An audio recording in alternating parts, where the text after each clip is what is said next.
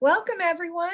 It is very nice to see all of you. We have some folks that have been with us before and some that looks like it's your first time. So we really appreciate you taking some time out of your day to be with us.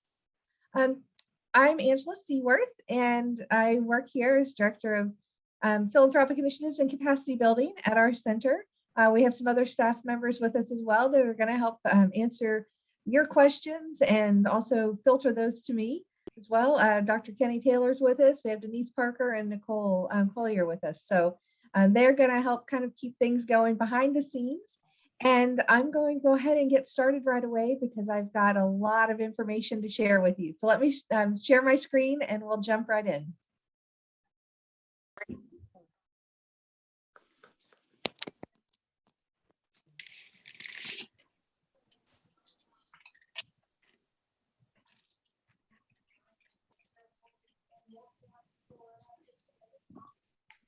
So today we're specifically going to talk about some trends and data that, because some of the things that have been thinking about lately have really been, what do we need as fundraising leaders in order to manage our shops moving forward? It's kind of coming out of COVID. How are we functioning moving forward? What have we learned from it? Where are our donors after everything that we've all been through? So that's kind of where my mind has been around all of this information. So want to be able to bring some of that to you today and get some of your insights, and you can tell us what you've been thinking about and dealing with in your shops. For those of you that are new with us today, our Center for Nonprofits and Philanthropy, we've been around for a few years now, founded in 2017. But what we want to do is, we really want to help strengthen the nonprofit ecosystem. That's essentially it. And we think that you can do that by having capable leadership, excellent governance, and engaging your stakeholders. So we view fundraising, and I do specifically, as a very strategic piece of nonprofit management. It's one of the elements that we can try and control. We need to have the resources we need to do our jobs. So when I'm looking at organizations, I look first at what's their governance look like and what does their fundraising look like, because those are two things that we know contribute to an organization's ability to thrive. We have lots of different opportunities. If you want to look, we've listed some of the educational ones here, and you can always go on our website too. Now today, I wanted to start by saying, we've got all these fundraising trends. What's a trend? It shows that we're moving in some sort of direction. It's developing, it's emerging, but which ones are good to follow and which ones aren't? That's something that I've been thinking. When we have trends, often they can't be replicated. Does anybody remember the ice bucket challenge? Raise your hand if you remember that. Everybody tried to replicate that after it happened the first time and we saw such success. Then we had 5 or 6 different major organizations that tried to follow up on, and they couldn't replicate it. So, what trends really make sense for us to think about in fundraising, and which ones can really distract us from where we should be? Another thing is, we have in the fundraising and professional advancement field, we have so many functions. How do we know which of these trends we should pay attention to? Should it be specifically with asking? Should it be with communication? Should it be with, alumni relations or, donor relations kind of work? So which of them makes sense? And all I've really come up with now, probably not the answer you guys are hoping to hear today, but since March, the only thing I really know is that development is definitely changing at a faster pace than it ever has. And I think we're going to continue to evolve. So what I wanted to do is dig into some data today and just see where we are and talk about how we could use it and maybe figure out which of these trends can be useful. And here are some of the ones that I've been thinking about. All these dots are something separate. We've got all these new things that are coming into play, right? All of a sudden, we've got virtual donor visits. With technology, we have data overload. We have more data in our shops about giving than we would ever want to know. So how do we, if we've got this really robust, powerful tool, how do we use the analytics to actually help us be more effective in fundraising rather than get bogged down in this process? We're having to play in the world of virtual events. Now that people have experienced it, they might want to keep some of those, right? we're working differently. It's been a huge push for recurring gifts over the last few years. Does that really make sense? Do you want somebody giving you $3 a month, or do you want to build a relationship where we move them up the ladder? Volunteerism is declining. I mean, there's just a ton of stuff that we should be thinking about. So the way that I was looking at it and thought we could begin our conversation is saying, we still have unknowns from when we were operating in the pandemic and hopefully coming out of that now. So, what we have to do is figure out what worked for our organization and what didn't, and keep the good stuff, learn that we shouldn't be risk averse and trying new things. I think that's one of the benefits we have really learned about fundraising in the last 18 months. But, we still have increased demand for our services. And overall, I think our current fundraising environment, it's shifting. And so we have to think about it a little differently than what we've done in the past. I think we need to be more thoughtful about what metrics we're using. We're going to talk just a little bit about that later. But knowing that we're all in new territory, I think that we're going to be able to really learn from each other as we, continue fundraising for this next year, hopefully post-pandemic, and see where we settle and see what trends actually help drive our work. But the one thing I do know is with fundraising, if you're not intentional and strategic, you're going to end up just chasing, all sorts of different threads, and we're not going to make the progress we want. So we want to be disciplined in our actions with fundraising.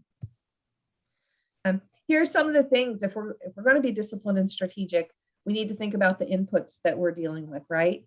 We have to stop and take a breath instead of going, oh my goodness, how do I hit my year-end goal or my quarterly goal? Take a deep breath and say, what's going on? So assess what's happening in your organization. And we're going to look at what's happening with philanthropy throughout our nation. That's going to be a lot of what's happening in the nonprofit sector. That's what I'm going to dig in today. So that's kind of the world and the government and economy. With government, think about any changes to tax law. We'll see that actually did have a bigger change for some people than we thought it might have. So the government can, make decisions that, and these external forces can come in and impact how people give to your organization. We want to think about how the profession's changing. That's, I think, one of the biggest question marks is, how are we going to do fundraising now? We used to, if you were in a big shop, say a university, you would fly out and you'd have a territory, and it's like, are we going to do that anymore? Or are we going to hire somebody that lives in that territory?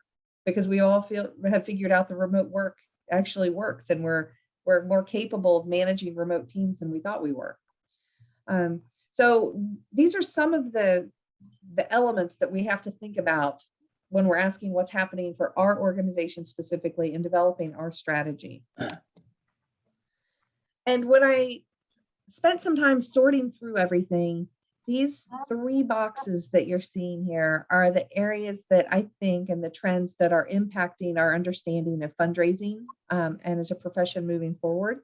So we have to understand giving, of course, that's the core of who we are. But I think we also need to understand technology, how that can help facilitate how we're raising money, how it can help us be more effective, have a better understanding of our own fundraising efforts and initiatives. And also we have to understand human capital, because ultimately, this is a business about people, and people, give because of their values. People give to people. That's one of our old adages that we know are true. So I look at, human capital and technology as really being 2 levers that we can pull in order to increase our giving efficiency.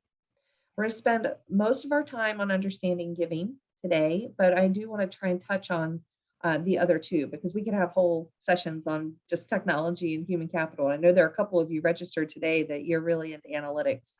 So, we could do a whole day just on how we could use technology to make our giving more effective.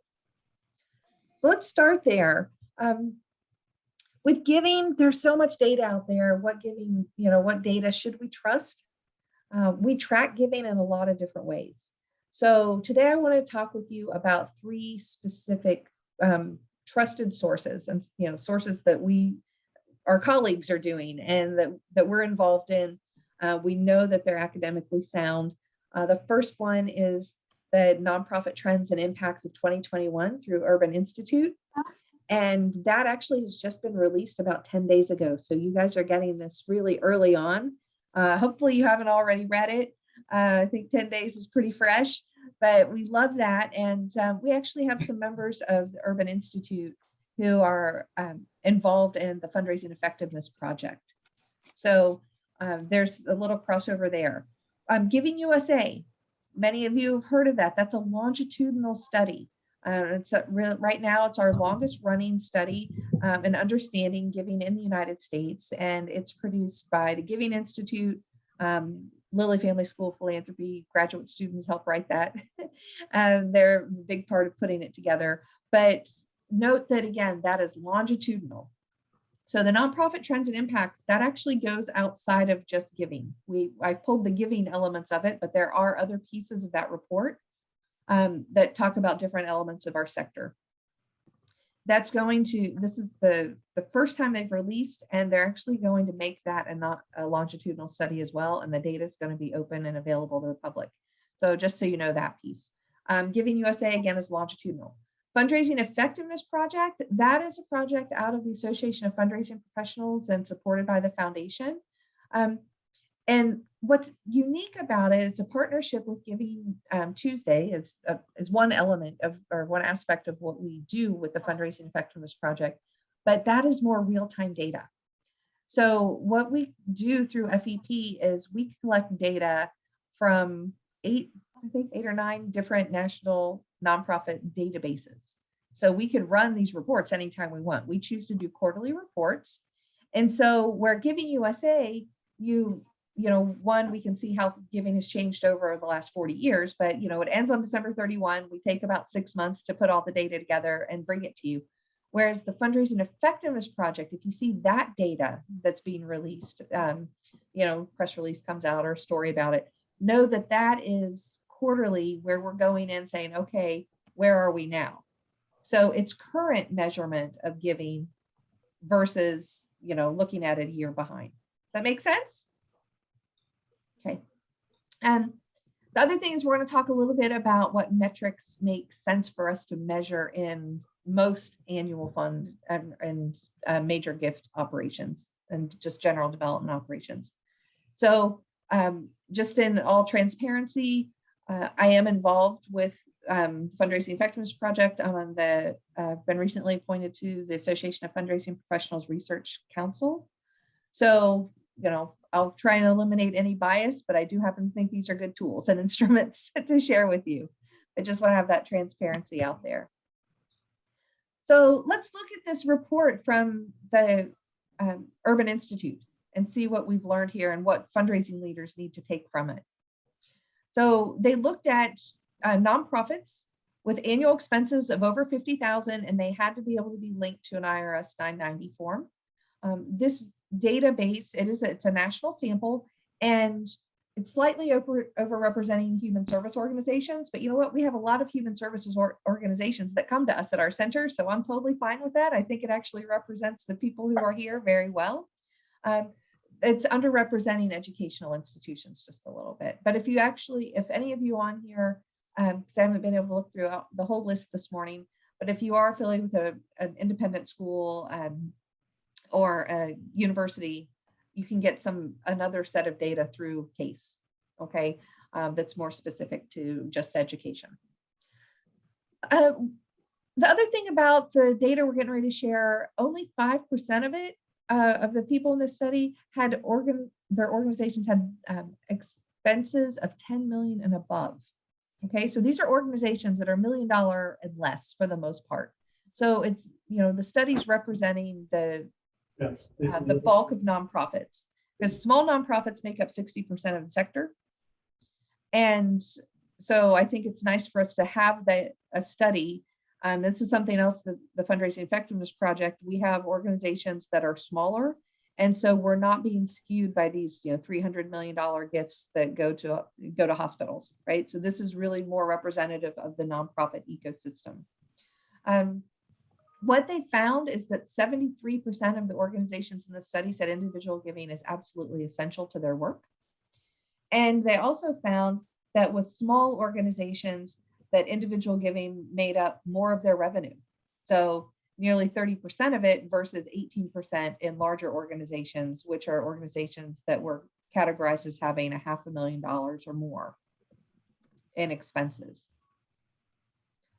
So what fundraising leaders need to think about from this perspective is just understanding the importance of directing resources toward and supporting their staff toward working with individual donors, because they are critical to the work that we do, as opposed to trying to find more corporate sponsors or do more foundation or government grants. We know 80% of money is coming from individuals, yet a lot of folks that haven't grown up in the fundraising profession.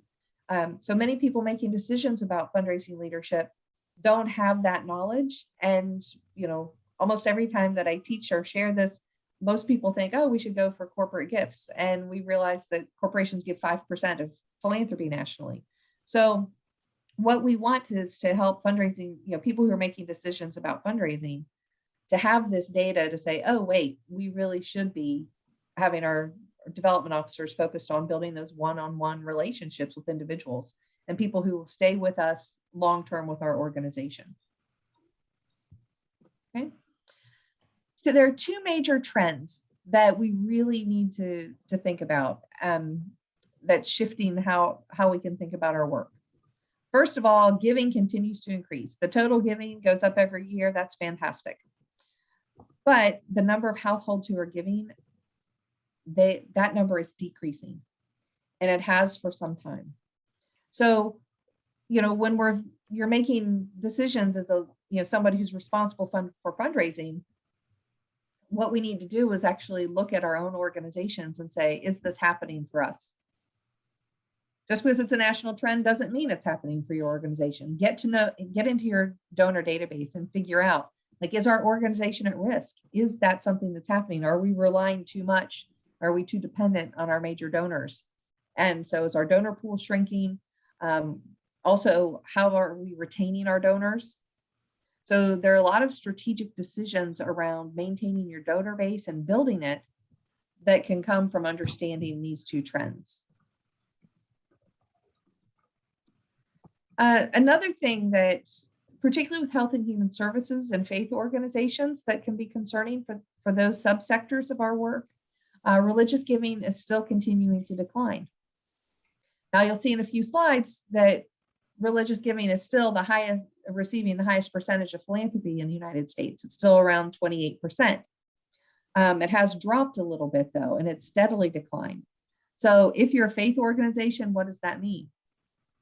If you're a health and human service organization that has, ties to faith organizations or, a local congregation, how might that impact how you have to prospect for new donors, new board members, volunteers? If you're used to recruiting a lot of people from your board through 2 or 3 local congregations and that congregation membership is declining, does that impact you?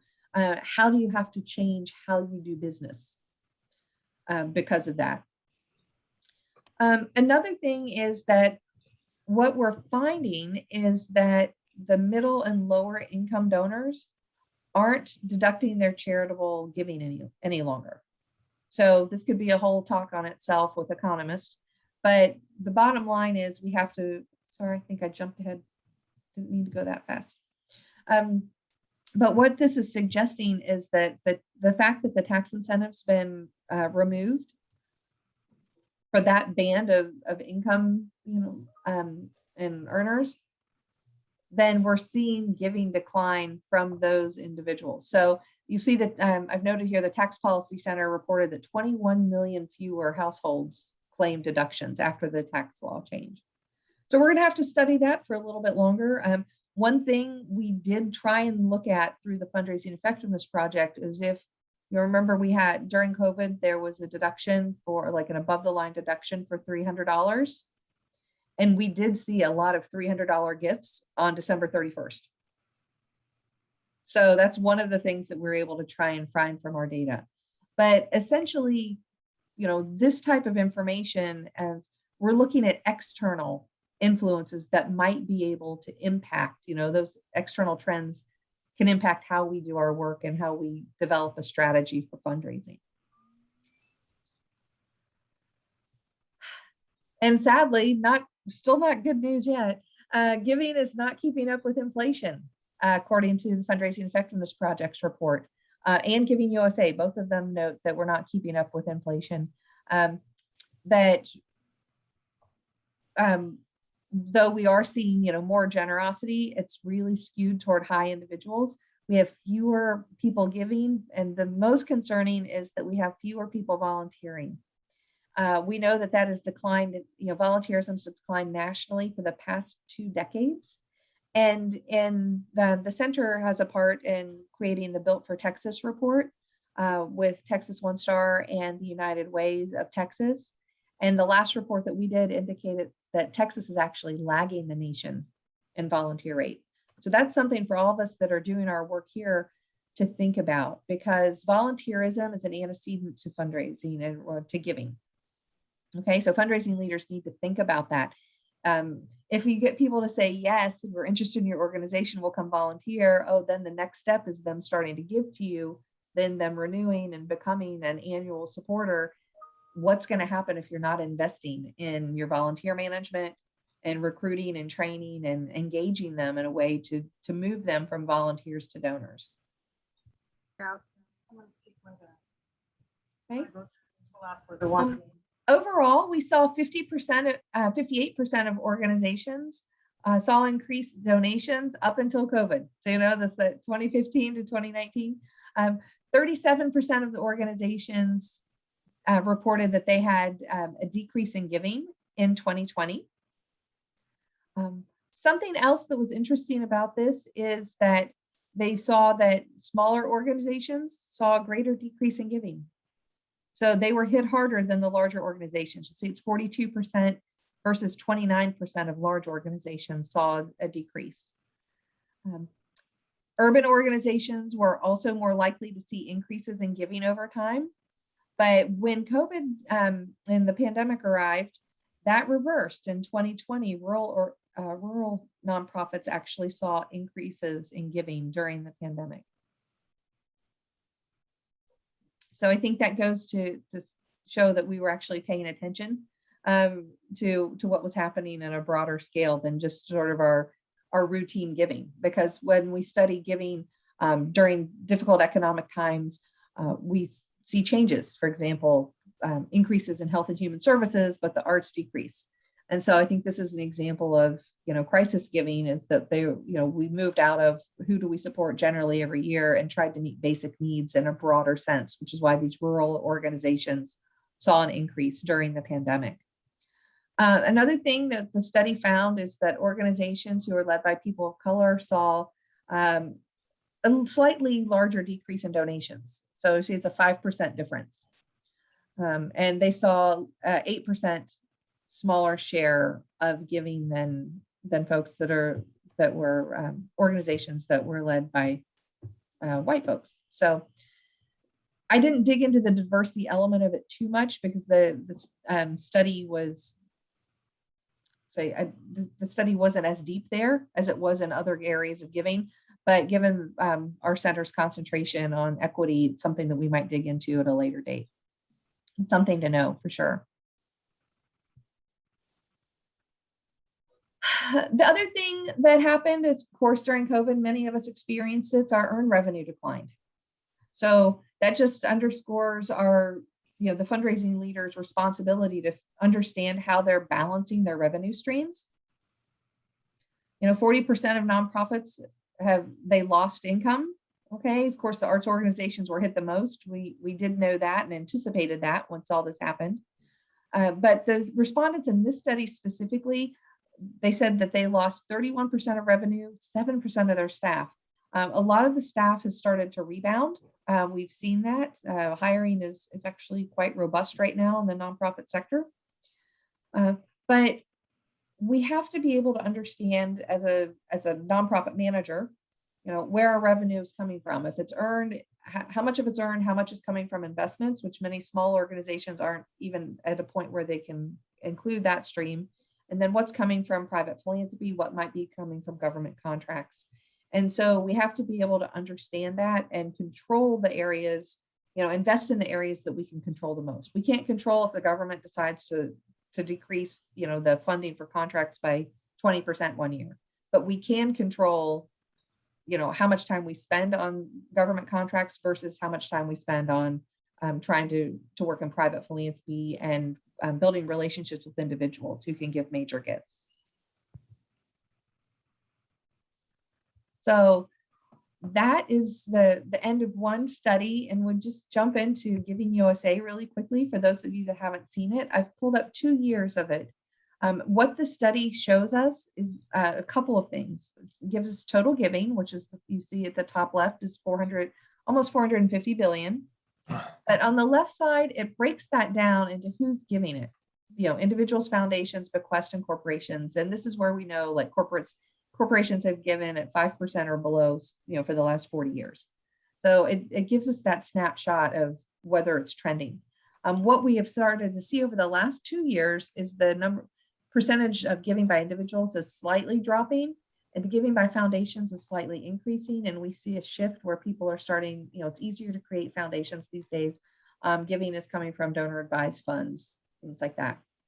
On the right side, what you're seeing is how that $450 billion is broken down by subsector. So these are really good things to track every year. And what does that mean for you as a fundraising leader? You say, okay, where does my organization fit in this ecosystem? Unfortunately, if you're working, with environment and animals, then you're talking about $14 billion given across the entire country. If you're in religion, well, we say 128 billions there. So your slice of the pie is a little bigger. So learn where you live and where your organization lives in that ecosystem. Now, this is the year of COVID. Okay, so what did we see happen? We see religious giving is still at the top, but it decreased by 1%. Total and aggregate giving went from almost 450 billion to 471 billion. Okay, we saw a 5% increase over the year prior to COVID. We can also see that there was a 7% decrease in arts and culture, where we saw large increases in human services, public society benefit organizations during that time. As far as how the generosity breaks down where it comes from, it's very, very similar. You just see a slight shift between individuals and foundation giving. And here's the short term. Here are just a couple slides talking to you about the fundraising effectiveness work. And what it found, and I'm pulling this from first quarter 2020, just because some people wonder, like, what happened specifically with COVID. When it immediately hit, what we were able to do is run that quarterly report and see that we were behind giving in the country in January, but by the end of that next quarter, when the pandemic arrived, we saw the largest number of gifts under $250 than we've seen in years. It was incredible. We saw 19% growth in small gifts. So what it tells us is that people, when they saw a need, they were stepping up and they were making small gifts. And as a fundraising leader, what do we have to think about? We have to think about, how do we retain those donors? If it's the first time somebody's come to give to us, we have to shift our focus from acquisition to retention. And we have to also budget for things like stewardship. Another thing is that it found we didn't retain our donors very well. Our very first donors, we didn't retain well during that. So if somebody gave to you in 2019 for the first time, they weren't as likely to renew in 2020. But what they found was a really significant increase in lapsed donors. So people who had given to your organization in the past during the pandemic stepped up and said, oh, I want to support them again. They probably need my help now. This type of, data shows where people are real time. And again, it's really more of a tactical decision about how we're spending our time and money to acquire or retain donors over time. So where are we now? Our first quarter report with the Fundraising Effectiveness Project showed that that giving was up by 6% in the first quarter, which is great. And more importantly, donors, the number of donors increased by 10%. So that is a reversal of what we've seen in really the last decade. of giving households decreasing. So it shows that more people are giving. That's super exciting. Hopefully it's, maybe it's a positive thing coming from the pandemic, that social capital is going to start building again, that we're all coming together. It also shows that we're retaining our donors a little bit better. Of course, not all, the growth didn't hit all the subsectors still. Arts and culture is still decreasing, but I'm guessing when Q3 comes out, we're going to be able to see a reversal in that. That's by projection. So going through all that as quickly as we have, it's just to show that there's so much data out there and it's different. I know these are good sources to go to try and figure out, what matters to your organization and how you can use it to develop your own strategy. But know the differences and, like what's longitudinal and what's short term.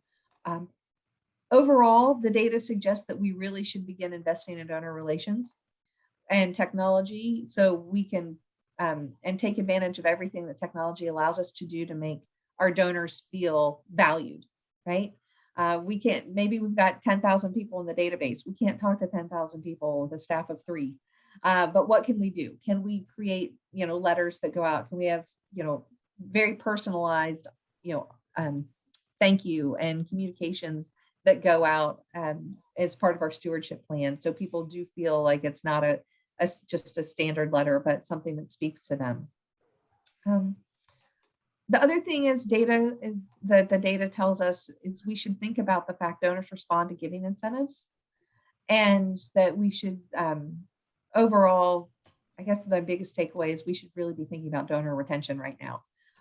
When those new donors come in, make sure and welcome them, let them feel like, they've been noticed, right? Send them a new donor packet, welcome them into your organization, and then work to really retain those donors.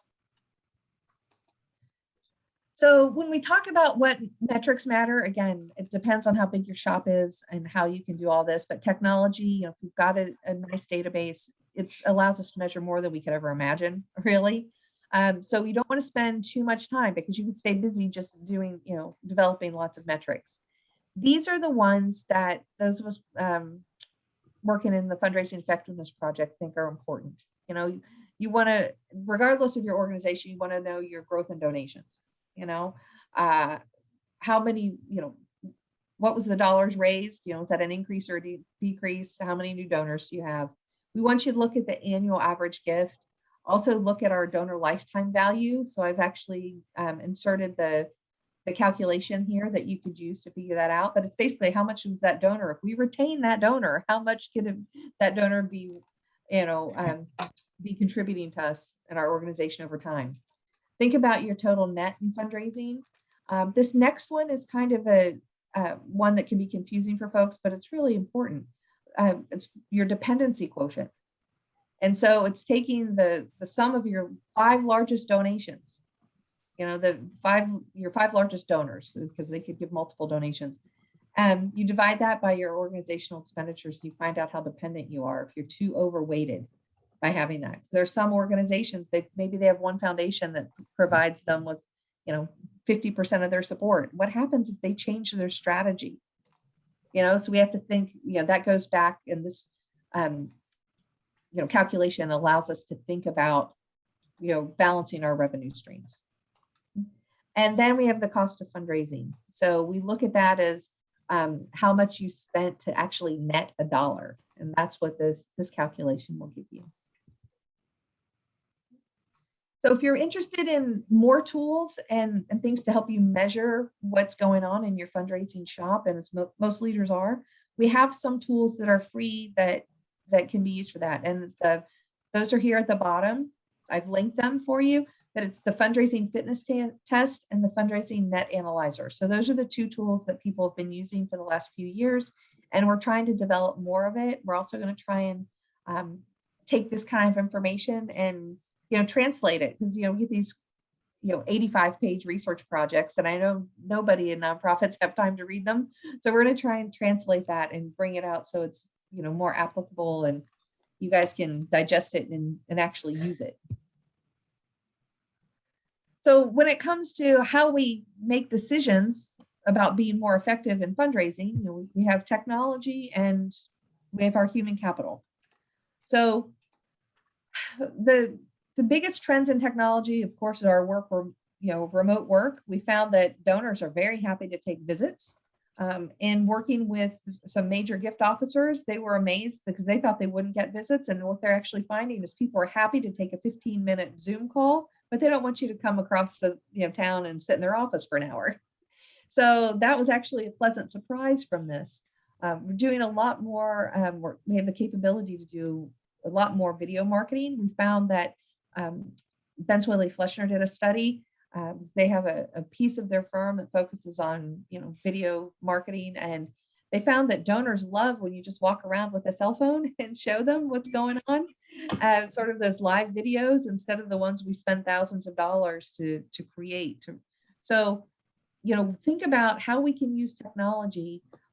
Do you have somebody in your office that could do a real quick video for you rather than having to invest a lot of money and take 3 months to get a video produced? Is it okay for you, maybe as an executive director or the vice president of development, to just do a quick video at your desk and send it out to say, hey, we just wanted to thank you so much? How nice is that to actually have stewardship at our fingertips where people like it? But also, thinking about how we use online for events. Of course, different kinds of online giving are available. Those continue to grow. But we just want to make the most of it and really leverage these opportunities to help us. There are actually virtual stewardship events that have been really successful over the pandemic, where people get together and, the ones I've heard a lot of fun have been a lot of fun, are things like where they all get together and instead of having wine, they send little boxes of wine out to people and, like little packages of food and wine, and they all sit and talk about the organization. That those have actually turned into be some really powerful conversations and outreach for organizations. The one thing that we, have the ability to do is, telling our story more and more. It's so much easier to use social media and video tech than we've ever had. Use that. The other element is, helping us make sure that we are mining the data we have in our database, so we know which donors we need to be speaking with, because donors don't always have to see us in person. Not every donor can, right? So, I think that as fundraising leaders, we have to sit down and talk with our development staff. What's working for us? Can we visit with more people if we test doing Zoom meetings? Can we do some of these low cost videos that say, hey, look, I just wanted to let you know the kids that, the program that you funded, the kids are here today, and do a quick scan of the room. They're loving all these new instruments you provided. Can we do that sort of thing? If you don't have to do, and I've provided in some other sources, questions we should think about before doing online events, but this was some question that's been coming up lately, is whether or not these quick, phone calls and the direct stewardship that we have in talking to people one-on-one, if those types of things are actually better than all the time that we spend putting together an online event. Is building a relationship with somebody one-on-one going to work better for your organization than trying to figure out how to get 150 people of our closest friends on a Zoom call? So think about how you're using your time and how you're using technology to let your development staff spend more time building relationships. So we're still figuring that out. And if you guys have ideas, hopefully you'll be able to share those.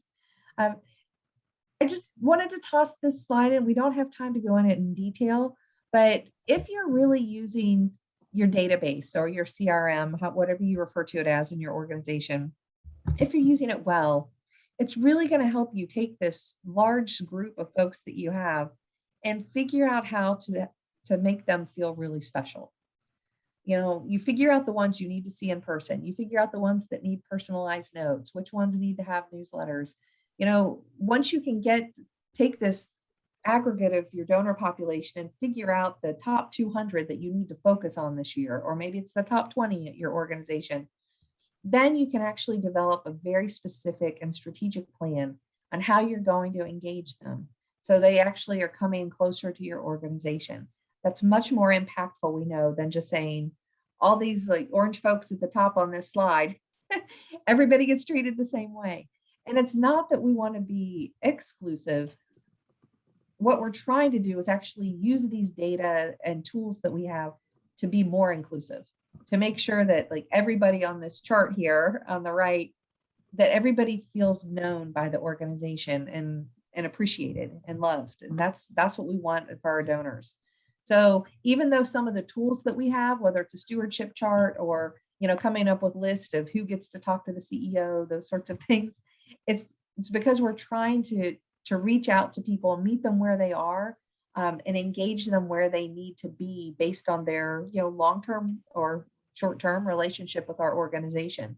So, you know, some of these things, like I said, can seem cold, but they're supposed to really, like, the science of it, of philanthropy, is to help us really be more inclusive. And I think that those are the types of questions I'd like us to, you know, to think that we can try and be thoughtful about and improve our fundraising operations. If we're saying, okay, we've got this great technology, we know we've got a staff of 3, but we need to reach 5,000 donors. What do we do?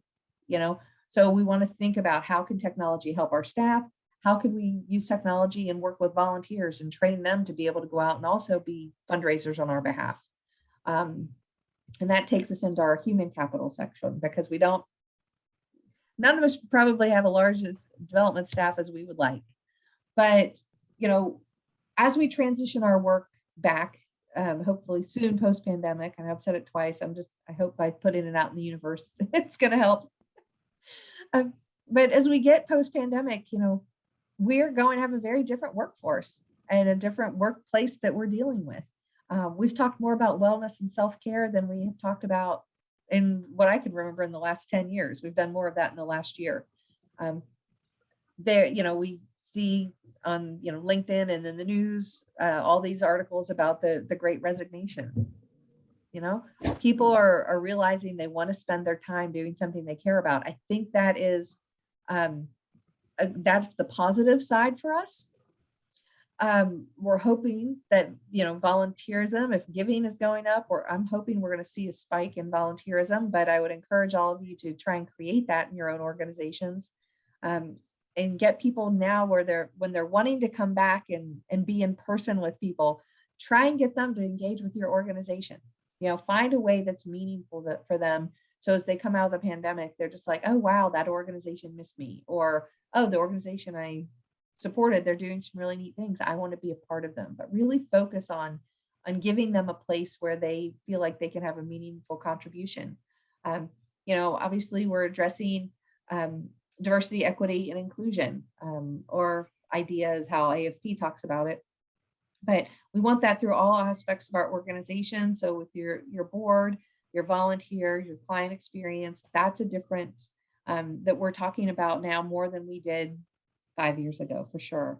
But as far as hiring and retention, there are a few things about that. You know, hiring's been difficult for us. So if we're talking about human capital, we don't have enough people to help us fundraise. Can we develop a volunteer program to help us with solicitation? It will work for some organizations better than others. But how do we retain folks when we see that people are resigning? You know, we want to make sure and create a good work culture. Part of that includes providing professional development opportunities and abilities for, you know, your fundraising staff to move through your organization.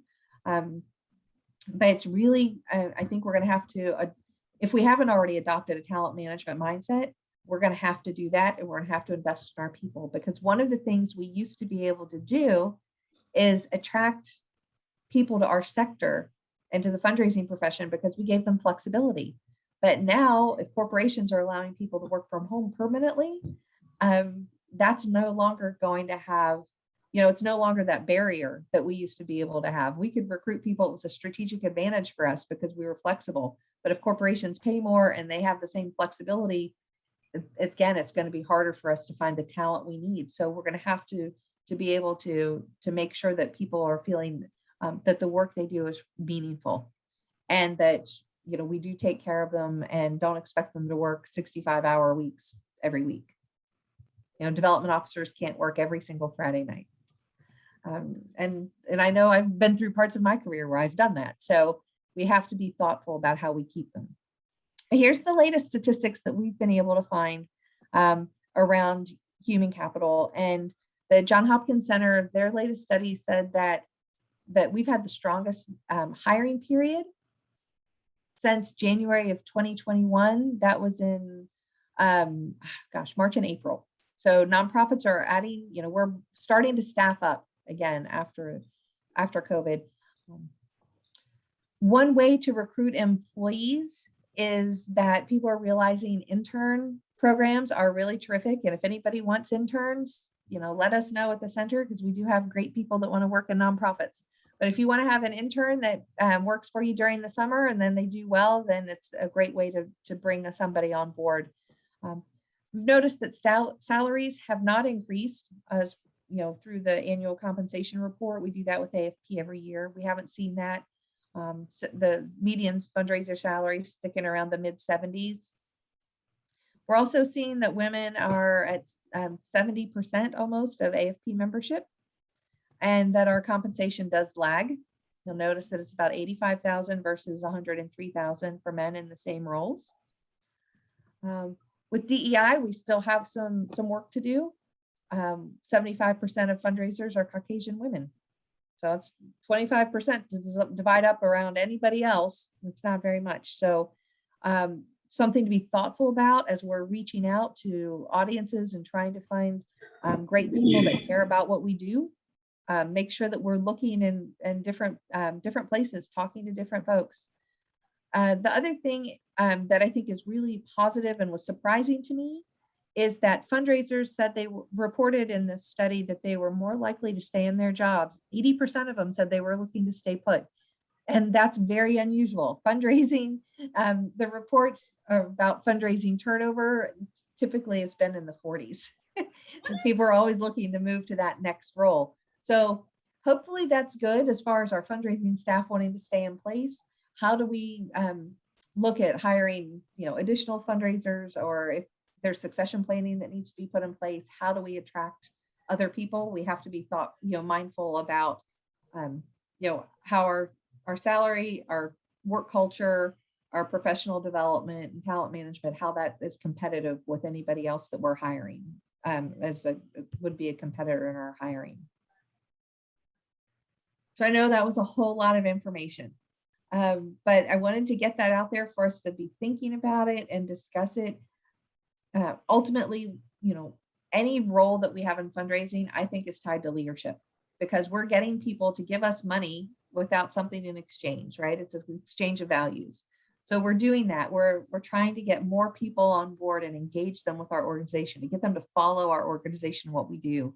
We're getting people to volunteer for us, so they're helping us without being paid. So that it's ultimately everything that we're doing is working as a leader in fundraising. But I think that we're going to have to increase our focus on human capital. We're going to have to be really serious about that and think about investing in our people and trying to retain them. We know that if fundraisers stay around for 7 years, I'd like to see it sooner than that, but the latest studies are saying 7 years is when fundraisers really hit their stride and start bringing in big gifts. So we have to think about, how do we attract and keep these good people who care about us? Also, how do we extend that into our volunteer management pool? How do we keep this, attract a great group of people to volunteer for us? If you have 5 or 6 great solicitors, oh my goodness, that's like having another full-time staff person almost. So we have to be thoughtful about it. And so taking care of the human capital side of it's important, and providing them with the tools and technology that they need in order to do their job. And my last tips for fundraising leaders to think about is, don't get overwhelmed. Pardon me. Don't get overwhelmed by all the data that's out there and all these trends that we can see.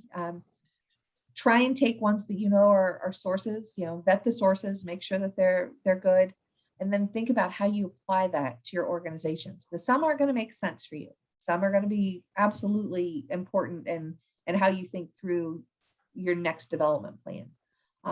But be really intentional about it. If you've decided after hearing some of this today that, wow, we have not been paying enough attention to volunteer recruitment or volunteer management in general, maybe we haven't been paying enough attention to retention, let's have very intentional, specific processes address that in our next development plan. Really, if you're not comfortable with fundraising, I encourage you to learn about it and invest in yourself and your staff, so you can not be as concerned when you're making decisions around fundraising. Don't be risk averse though, even if you're new to it. Be willing to try new things. If your development team comes in and says, we tried that for 3 years, it's not working, let's do something new. Don't be afraid. Now of all times is, time to be nimble.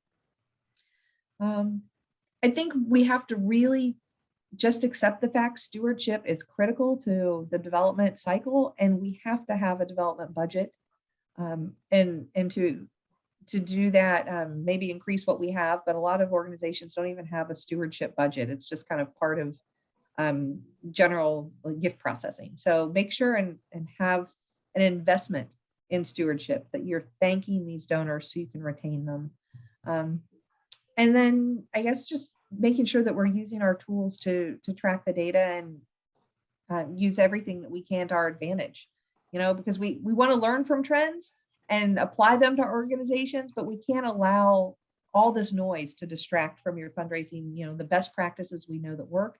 Right now, the trends are telling us that having volunteers around, retaining our donors, investing in stewardship, and retaining our fundraisers are some of the best things we can do to improve our efficiency.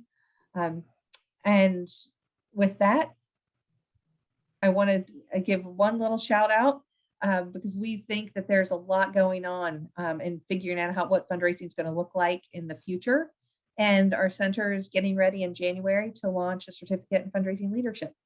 And it's really for the people who are charged with making decisions about fundraising. You'll see here that we have 5 courses. They're numbered there in blue. We are going to develop 5 3-week courses. They're asynchronous, so you guys can complete them, or whoever who's interested can complete them in there on their own. But once a week, you get together and actually meet with your cohort and the faculty member. And so I've put pictures up of the 4 faculty members. You may wonder who's teaching 2 courses. That's actually Bill Bartolini. All of our instructors have PhDs and have been in senior level fundraising or research roles for more than 20 years. And we're delighted. We've got 2 ACFREs, we've got 4 PhDs. We're really excited. There's another CFRE with us, people that have been vice presidents at major organizations. A couple, Dr. Zuniga and Dr. Costa are CEOs of health and human service agencies now. And actually, Dr. Zuniga is more of a cultural organization, but we've worked all across the subsectors. So we want to try and bring this to you because we think in the next 18 months, we're going to be kind of reshaping how we do fundraising. So with that, I'm happy to take any questions and would love to hear what you guys are thinking about. I know we crammed a lot in, but we did get done a little before 1.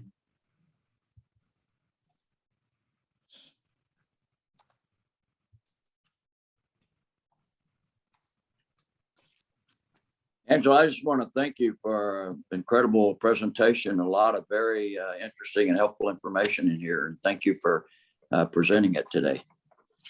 Oh, you're welcome, Royce. Thank you. So we can stop the share and get down here person to person. Was it just too much? Did you feel like we were just spraying you with the water hose today with all the data? No. Hopefully some of it is really resonating for you. Looks like we have one, Angela. Oh, here we go. I see a question. Analytics was mentioned. What size nonprofit can benefit from analytics? Any nonprofit can. It depends on, how you define analytics. Analytics can be, we've got 500 donors. And so we look at those donors and we see the increase and the decrease, that sort of thing. And you can do it if you're working out of an Excel sheet. But if you have a database, you actually have more, you can learn more from the analytics at that point. Just because they're already pre-programmed reports that are so helpful. You don't have to spend all of your time doing that. At any level, you can learn from the analytics. Angela? Yeah, hi Jeff, how are you? Hey, how's it going? Well, I don't want to tell people how long I've known you. It's gonna make me feel old. well, I won't tell them either. Okay. Okay, we're good. But thank you. I appreciate this session, and I was eager to jump in and hear what you had to talk about. And I think you've done an excellent job.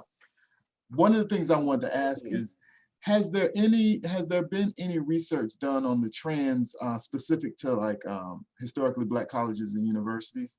And the reason I ask that is because, you know, I've worked for a few, and one of the things that I've noticed is during COVID, you know, most of them saw an exponential increase in giving, like a huge increase. And a lot of that some of it had to do with COVID, but a lot of it also had to do with around that same time we had the George Floyd and, you know, some of those incidents that happened with social unrest and racial injustice things. So 2020 was a huge year for a lot of HBCUs in the way of COVID funding. And then of course, you know, with Mackenzie Scott. Yes, yeah. Yes, you know, and even though I didn't work at one of the schools that received any of the Mackenzie Scott money, I did notice that, you know, we were getting calls from foundations, corporations, and places that we were working on relationships with, and then all of a sudden they were calling us saying, okay, we want to give you money, you know. So I just kind of want to see, you know, was there a study done particular to the HBCUs that saw probably a lot different dynamic than what a lot of organizations saw during that 2020, 2021 time span? Because for me, my experience was very different in some of the numbers that you were describing. Yes, you know what? I can follow up with you offline.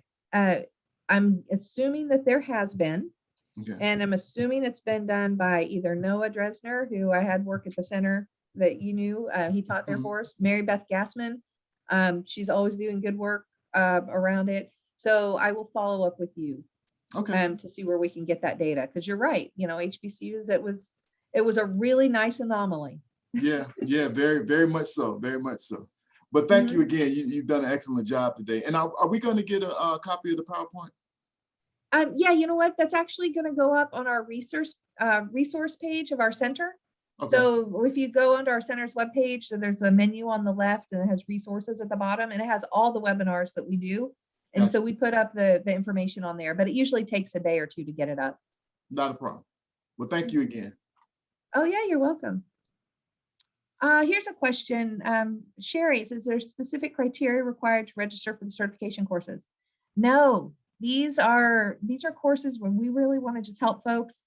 Specifically, if you look in, you'll see some of my rationale when we, for how I think about it, and I think our center does as well, is that we know a lot of our nonprofit leaders come from program backgrounds.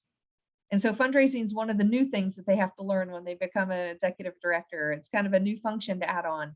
So no, we don't have, you know, specific, you know, GPA requirements for this. These are professional development courses. If you wanted to pursue that further, you know, whether of course the master's degree or the graduate certificate in nonprofit management, those do have traditional admissions requirements. But our professional development is, you know, sign up and come and participate and be part of our learning community.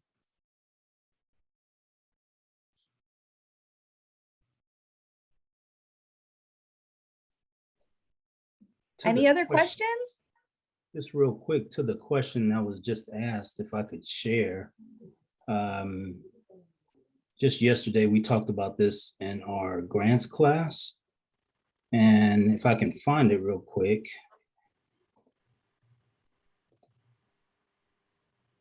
Let's see here. This was from a local foundation, our Greater Texas Foundation. And oh, good. Yeah, so to your point in terms of gearing up over at HBCU, did see a major rise. This kind of gives a line of what the giving has done there. And what we've also seen, you know, crowdfunding related to victims of racial injustice. You know, we've seen some really direct support from grassroots organization. You see some numbers here of crowdfunding in relation to some of the murders there that have taken place. And thank you so much for sharing that. Yes, it's funny that it came up, but we just discussed this in class yesterday with a visitor who is the grants manager over at Greater Texas Foundation. And these are some of the things that they have been working on, and information that they had that she was able to share with our classroom just yesterday.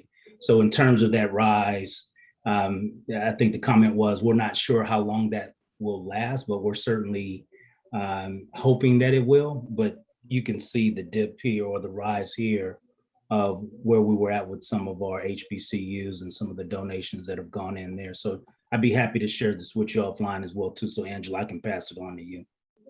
Yeah. Oh, thank you so much. Yeah. And I was thinking nationally right away, but I'm sure, I saw that one was pulled together by Lilly. So I'm sure that their Mays Institute, that really is focusing on diversity and giving, they'll have some good information for you too, Jeff. I went to the two people that I immediately think of when I think HBCU studies. Oh, Sherry has a question here. It says, new to the fundraising arena, and it could be helpful. Oh, are there fees involved with the certificate program? There are, and when you look online, it will show you the individual classes. You could sign up for individual classes that are helpful to you, or it could be the entire certificate and you get a 10% discount. It's usually what we give if people participate in the whole certificate.